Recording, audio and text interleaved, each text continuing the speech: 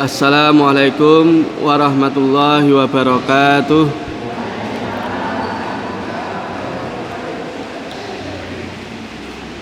Alhamdulillahilladzi arsala rasulahu bil huda wa dinil haq liyudhhirahu ala dini kullih wa kafa billahi shahida. Asyhadu an la ilaha illallah wahdahu la syarikalah wa asyhadu anna Muhammadan abduhu wa rasuluhu la nabiyya wa la rasula ba'dah. Allahumma shalli wa sallim ala nabiyyina Muhammad wa ala alihi wa sahbihi wa man tabi'ahum bi ihsan ila yaumil qiyamah. Amma ba'd. Qala Allah ta'ala fi kitabil karim, a'udzu billahi minasyaitonir rajim. Bismillahirrahmanirrahim. Wa'tasimu bihablillahi ila akhir ayah. Wa qala Allah ta'ala aidan, ya ayyuhalladzina amanu taqullaha haqqa tuqatih wa la tamutunna illa wa antum muslimun. Para bapak, para ibu ingkang kawula hormati rahimakumullah. Yang pertama, marilah senantiasa kita panjatkan puji syukur kehadirat Allah Subhanahu wa taala bi qaulina alhamdulillahirabbil alamin atas segala limpahan nikmat yang telah Allah curahkan kepada kita, sehingga dengan nikmat tersebut alhamdulillah kita pada kesempatan sore hari ini bisa berkumpul di Masjid Al-Furqan, tempat yang mulia ini, dan alhamdulillah meskipun masih dalam suasana hujan, kita semua masih tetap diberikan keringanan langkah untuk bisa melaksanakan kegiatan rutin, yaitu kajian jelang berbuka puasa. Kemudian salawat dan salam marilah senantiasa pula kita haturkan kepada junjungan dan teladan kita Nabi Muhammad sallallahu alaihi wasallam serta keluarga beliau, para sahabat beliau, serta mudah-mudahan tercurah pula kepada segenap umat dan pengikutnya. Bapak Ibu ingkang kawula hormati rahimakumullah, niki ngapunten para Bapak Ibu, badhe pangkat kok tiba-tiba kepala agak pusing tadi. Di 4:30 mau berangkat, tiba-tiba agak piur-piur ngaten, sehingga lelengan sekedap kok ternyata sudah jam 5. Ya, ngebut ternyata juga jalanan hujan. Dimohon maaf. Terkait dengan jelang berbuka ini, kami ingin menyampaikan sekelumit kemawon, mungkin sekitar 15 menit, seperempat jam. Kami ingin menyampaikan bahwasannya para bapak, para ibu ingkang kawula hormati, salah satu di antara cara Allah menjaga keimanan kita, cara Allah menjaga kita masih tetap bisa untuk istiqomah dalam dinul Islam, nggih menika adalah yaitu kita diberikan kemudahan untuk bersama-sama melaksanakan kebaikan dan bersama-sama berkumpul dengan orang baik. Jadi bersama-sama melaksanakan kebaikan artosipun berarti kita membiasakan diri beramal secara jama'i. Artinya tidak secara infiradiyah, tidak secara sendiri-sendiri, tetapi kita beramal secara bersama-sama. Artinya kalau bersama-sama nggih hitunganipun lebih dari 1 orang, 2 orang, sampai kemudian banyak orang. Kemudian kita juga diberikan kemudahan oleh Allah cenderung juga bersama-sama dengan orang baik. Jadi bersama-sama berbuat kebaikan dan bersama-sama dengan orang baik. Artosipun apa para bapak ibu, kita alhamdulillah kemudian dalam hidup ini apabila kita dipilihkan oleh Allah kemudian bisa bergaul, berteman, dan sering bertatap muka, berdiskusi atau apapun, bahkan mungkin bersahabat karib dengan orang-orang baik, itu juga termasuk karunia dari Allah Subhanahu wa taala. Karena apa, para bapak, para ibu, ada beberapa keutamaan apabila kita melaksanakan kebaikan secara bersama-sama. Jadi melaksanakan kebaikan secara bersama-sama, kemudian artosipun kula panjenengan sami berusaha melaksanakan amal secara jama'i. Nggih menika yang pertama adalah kita tahu bahwa di antara keutamaan ibadah adalah apabila itu dilaksanakan secara berjamaah. Contohipun apa, para bapak, para ibu? Nggih menika yang biasa kita laksanakan yaitu sholat fardu atau sholat wajib.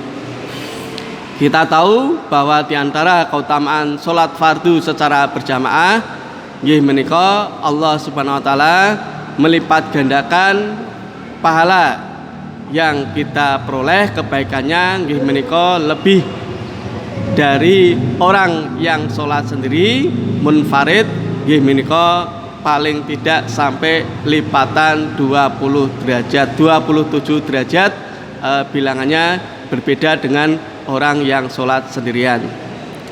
Menika yang pertama, para bapak, para ibu.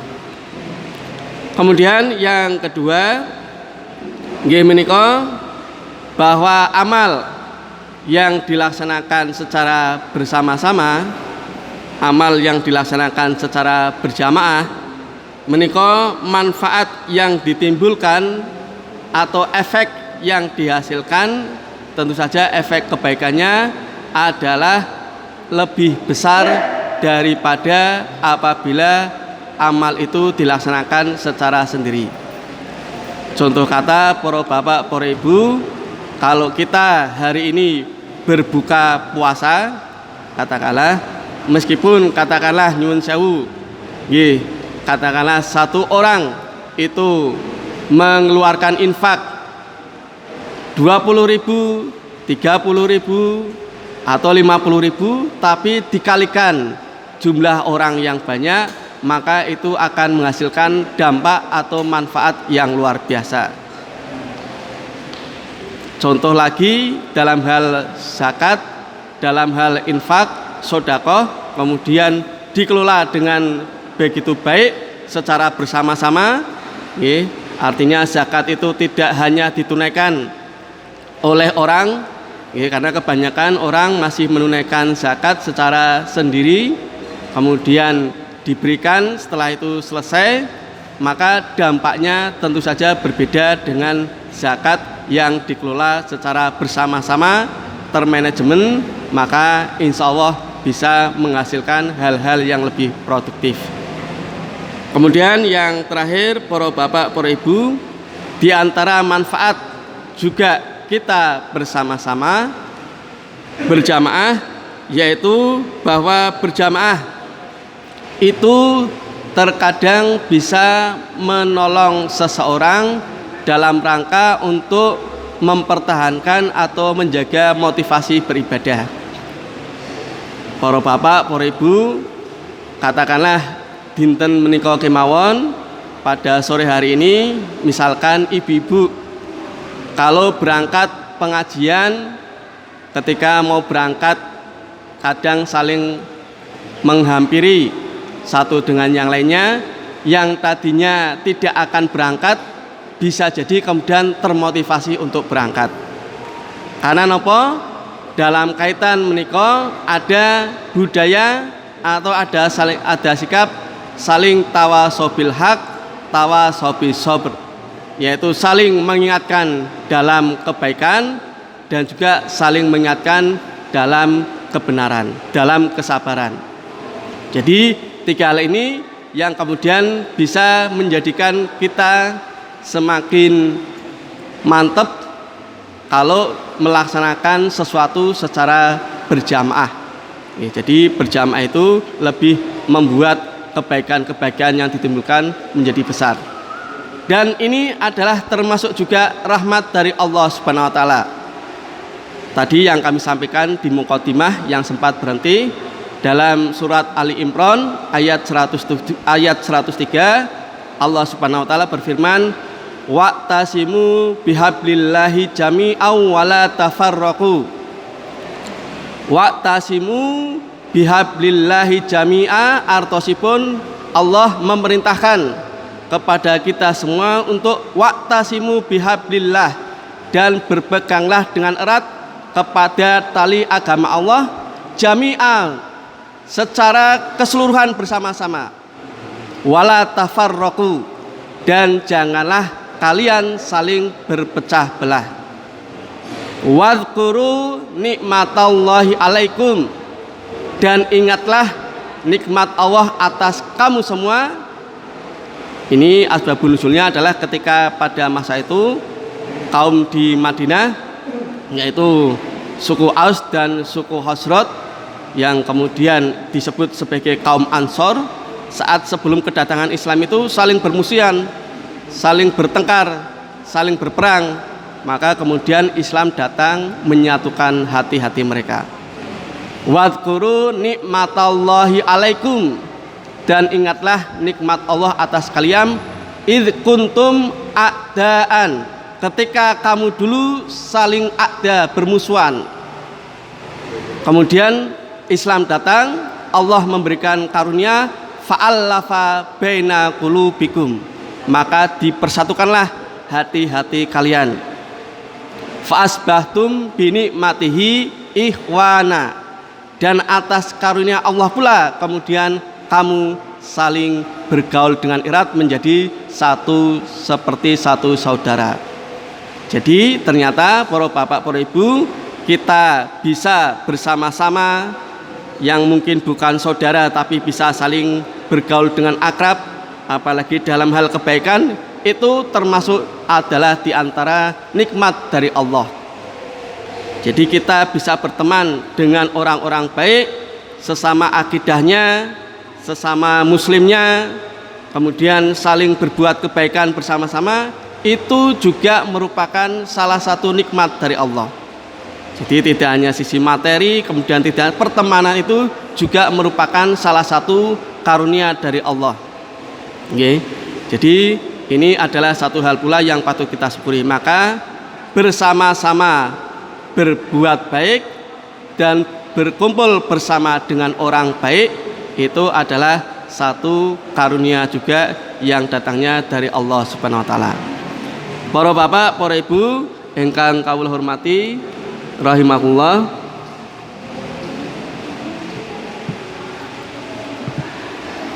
Nggih. Kemudian kami lanjutkan, kenapa para bapak, para ibu? Karena diantaranya Rasulullah SAW menyampaikan, mengingatkan kepada kita pentingnya untuk memilih teman karib, memilih sahabat karib dalam hidup ini, yaitu teman yang memang juga bisa mempertahankan keimanan kita. Ataupun tentu saja orang yang bisa mempertahankan, bersama-sama mempertahankan keimanan, berarti adalah teman-teman dari orang-orang yang baik. Kalau di dalam syairnya napa niku MH Ainun Najib, tombo ati iku ana limang perkara. Setunggal napa para bapak ibu? Kaping pisan maca Quran samaknane, kaping pindho salat wengi lakonono, kaping telu wong kang soleh kumpulono. Nah, yang ketiga itu dengan orang-orang yang soleh lah kita terbiasa untuk bisa bergaul. Para bapak, para ibu ingkang soleh dan soleha, ketika saling bergaul tadi akan ada motivasi-motivasi tambahan dalam kita beramal. Tentu saja kita tidak menafikan dakwah atau sipun kepada orang-orang yang mungkin masih belum berada dalam kebaikan, kita ajak, itu adalah sebagai dakwah. Tapi artosipun teman-teman yang benar-benar menjadi teman dalam perjalanan hidup kita itu katakanlah bisa menjadi spion, jadi bisa menjadi kaca spion yang bisa mengingatkan kita ketika kita lalai, kemudian ketika kita berbuat salah, maka itulah sebaik-baik teman. Maka disebutkan salah satu di antara ciri orang itu dikatakan baik itu juga bisa dilihat dari teman pergaulannya. Hadis riwayat Tirmidzi bahwasanya Rasulullah SAW ngendika almar'u ala dini khalilihi. Jadi seseorang itu bisa dilihat bagaimana agamanya itu dengan melihat teman dekatnya. Maka disebutkan fal yandur ahadukum may yukhalilu. Maka supaya kamu tahu juga kriteria orang itu baik atau tidaknya, ya meskipun tidak harus 100% ya, tapi salah satu di antara kita bisa melihat dan mendefinisikan orang itu baik atau tidak, lihatlah siapa yang menjadi teman dekatnya. Jadi kriteria standar keagamaan seseorang itu tidak hanya diukur dari bagaimana pribadinya, bagaimana sikapnya, tapi juga bisa dilihat dari bagaimana dia memilih seseorang menjadi teman atau karib kerabatnya. Artisipun yang bisa tadi saling mengingatkan dalam kebaikan, tawasobil haq wa tawasobis sabr. Inilah pentingnya teman dalam keagamaan seseorang. Karena nopo para bapak, para ibu, nanti wonten teng setunggalipun ayat juga disebutkan ada orang-orang yang menyesal ketika kemudian dimasukkan Allah ke neraka karena kemudian dia ikut atau tergoda oleh orang-orang, katakanlah teman-temannya, yang kemudian akhirnya menyebabkan dia berbuat tidak baik selama di dunia. Jadi ada wonten teng surat Al-Furqan ayat 27 sampai dengan 29. Makanya saged dibikak piyambak. Jadi ada orang yang ketika meninggal kemudian Allah menetapkan dia sebagai ahlun nar, golongan ahli neraka, itu salah satunya karena disebabkan dia di dalam hidupnya terbawa atau terlena oleh orang yang disangkanya itu membawa kebaikan kepada dirinya, tapi ternyata malah menjerumuskannya ke dalam perbuatan-perbuatan yang tidak baik, sehingga kemudian dia akhirnya terseret dan terbawa dan masuk ke dalam orang-orang yang tidak baik dan kemudian masuk ke dalam golongan ahli neraka. Naudzubillah min dzalik. Maka oleh karena itu para bapak, para ibu, nggih menika termasuk diantaranya tepat sekali panjenengan sami apabila niki yang paling riskan menika kalau dalam hal ini adalah kalau kita mungkin nggih sudah bisa memilah dan memilih, artosipun bisa memilah dan memilih siapa-siapa saja dan bahkan mungkin bisa memilih informasi apa saja yang kita terima. Tapi terkadang nyuwun sewu para bapak, para ibu, nah yang namanya remaja. Jadi yang paling riskan itu sekarang adalah remaja. Ini para remaja, niki makanya alhamdulillah para bapak, para ibu ketika kemudian berbuat kebaikan, mengajak putranya, mengajak putrinya untuk bisa menikmati atmosfer sehingga kemudian dididik sejari kecil. Katakanlah pada Ramadan menika saat ini diajak ketika pengajian, kemudian saat traweh, ya meskipun belum sempurna mereka, belum begitu memahami, pentingnya dan apakah itu kewajiban dari ibadah, yang penting diajak. Sehingga kemudian ketika besar memori mereka akan merekam kebaikan-kebaikan yang sudah dipondasikan oleh orang tuanya. Sehingga kemudian kelak menjadi pondasi mereka mengarungi masa-masa hidup selanjutnya. Karena nopo para bapak para ibu, kalau sekarang membaca media sosial, membaca berita, nyuwun sewu para bapak para ibu, sak menika terkadang kita bisa jadi keliru dalam menafsirkan seorang remaja menika. Jadi beberapa waktu yang lalu marak terjadi perkelahian antar kelompok geng-geng. Sekarang geng sudah ada di kota kita yang kecil ini, geng-geng motor, anak-anak geng dari Batang bertempur dengan anak-anak dari geng kota Pekalongan.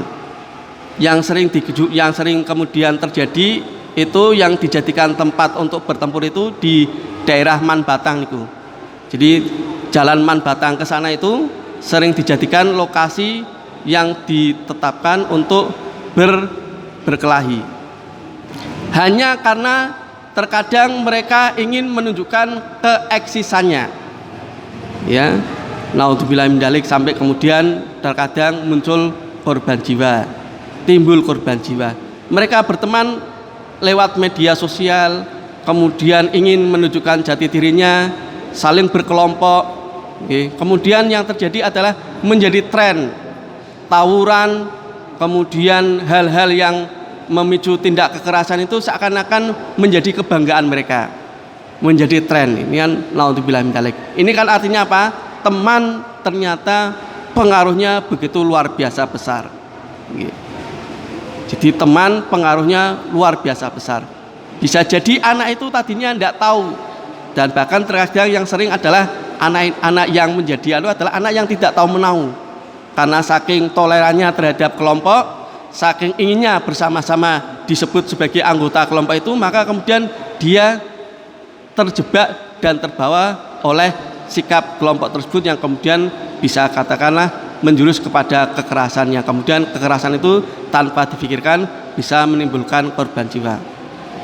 Oleh karenanya para bapak para ibu, monggo kula panjenengan sami wonten teng wulan Ramadan menika nggih sebagai starter atau langkah untuk bisa mendidik anak-anak kita, memondasi anak-anak kita untuk berbuat baik, dan kemudian bersama-sama juga katakanlah kalau dengan teman-temannya sama membawa kebaikan itu, insya Allah juga akan membawa bekas dan kebaikan di masa-masa yang selanjutnya. Menika kemawon para bapak para ibu hadirin Allah ingkang saged kawula aturke, karena sebentar lagi akan berbuka puasa, waktunya beberapa menit lagi. Mudah-mudahan ada manfaatnya. Hal-hal yang salah dan kurang kami mohon maaf yang sebesar-besarnya. Marilah kita tutup bersama kajian sore hari ini dengan bersama membaca bacaan doa kafaratul majlis. Bismillahirrahmanirrahim. Subhanakallahumma wa bihamdika asyhadu an la ilaha illa anta astaghfiruka wa atubu ilaik. Akhirul kalam billahi taufik wal hidayah. Assalamualaikum warahmatullahi wabarakatuh.